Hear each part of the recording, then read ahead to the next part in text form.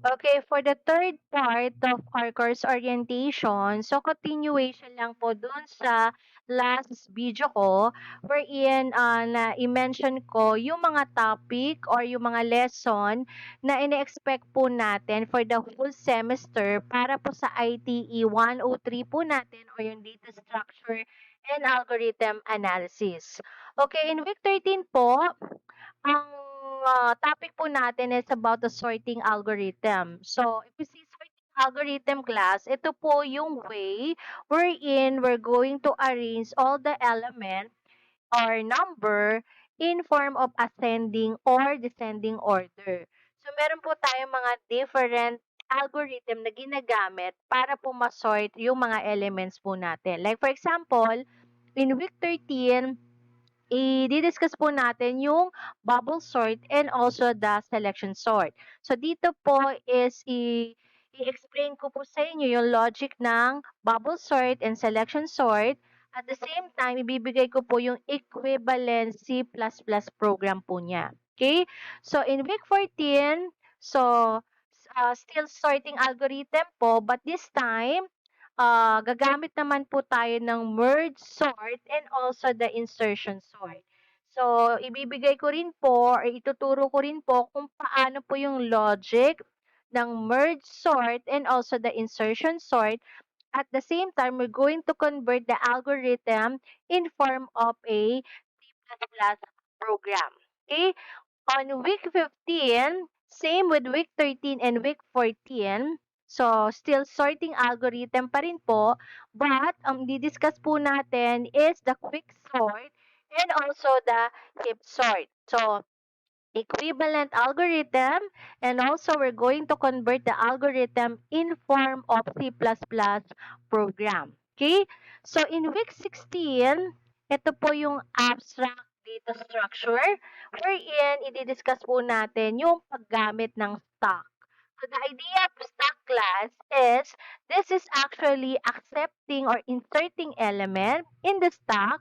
So, ang logic po niya o yung pinaka-analogy po niya, the first element na in-insert nyo po sa loob ng stock, kung ano po yung last element, yun po yung unang i-retrieve or madidelete po ninyo sa stock nyo. Yung first element po, yun yung last element na madidelete or mariretrieve ninyo. In other word po, ang idea po ng stock is first in, last out. So, yun po yung idea niya. So, sa last video po, hindi ko po na-mention sa inyo na ang week 9 po ninyo is your midterm exam. So, kung i-check nyo po dito sa ating previous slide, wala po tayong week 9. So, yung week 9 po, yun po yung midterm exam po natin. For those student po na under online learning, ma-access nyo po lahat ng midterm exam nyo sa kada course nyo by the using the Nura app or the new Nura website. Sa lahat po ng under modular learning, makaklaim nyo po yung midterm exam nyo, wherein magbibigay po yung school sa inyo ng schedule kung kailan nyo po makukuha yung midterm exam. Okay? So, let's go back to the next slide.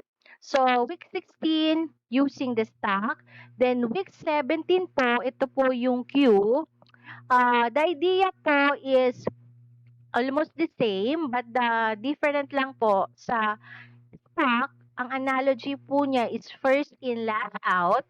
Sa queue naman po is first in, first out. So, yung parehong algorithm po ng stock and queue, so i-discuss po natin. At the same time, we're going to convert those algorithm in form of C++ program. So, in week 18 rather, so the week 18 will be your final exam. So, yun po yung pinaka-last week po natin and po ng ating semester na nakumpleto na po the whole lessons and topics. Okay, so ang next po natin ay step in using Neura. So by next week po, mag-start na po tayo ng ating synchronous class. So magla-live session po tayo.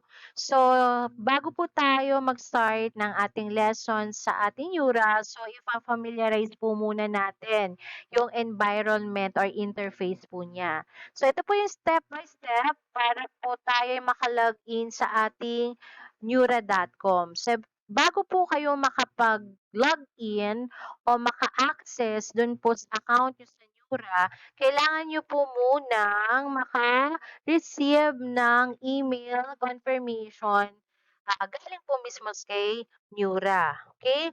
So, punta po tayo sa ating browser. Okay? So, like for example, pupunta po ako sa yahoo.com. So, doon po ako gumawa ng email para po sa estudyante. Okay? So, dito po, mapapansin nyo, naka-accept po ako ng Neura email. So, kailangan maka-accept po kayo nitong email na to para po makapag-create po or makapag-set po kayo ng password nyo. Okay? So, click nyo lang po tong button ng Neura. Okay? So, ito po. Papasok po tayo rito wherein pwede po kayo mag-set ng inyong password. So, depende po sa inyo kung anong gusto nyong password. Okay? So, dito po nakapag-set na po ako rito ng password. So, hindi ko na po siya i-continue kasi nakapag-set na. Okay? So, next po, pag okay na po yung password nyo, papasok po kayo sa website po ng Neura. So, type nyo lang po rito sa may address po ng inyong browser. So, lagay nyo lang po neura.com. Then, i-enter lang po ninyo. Then, click nyo po yung login. Okay? So, dito may default na po siya kasi na iset ko na po yung username password po niya. Then, click nyo lang po yung login. Okay. So, ito po yung pinaka-environment po ng inyong account sa Neura. So, kung mapapansin nyo po, ang mga menu po natin dito is tatlo lang. You have the lesson, the test, and also the student. So, mamaya po, i-discuss po natin itong tatlong tools na to. Pero bago po yan, so kailangan po muna tayo mag-set ng picture para po sa profile po natin. Para at least po, during the session, ma-familiarize po ng teacher yung itsura po ninyo para ma-visualize naman po ni teacher kung anong itsura ng estudyante. So, i-click nyo lang po ito yung area na 'to para ma-set niyo po yung picture niya. So, wag lang po kayo mag-set ng picture ng anime or yung hindi niyo mismong picture. So, kailangan po kung ano yung itsura niyo, yun po yung ilalagay niyong picture. Okay?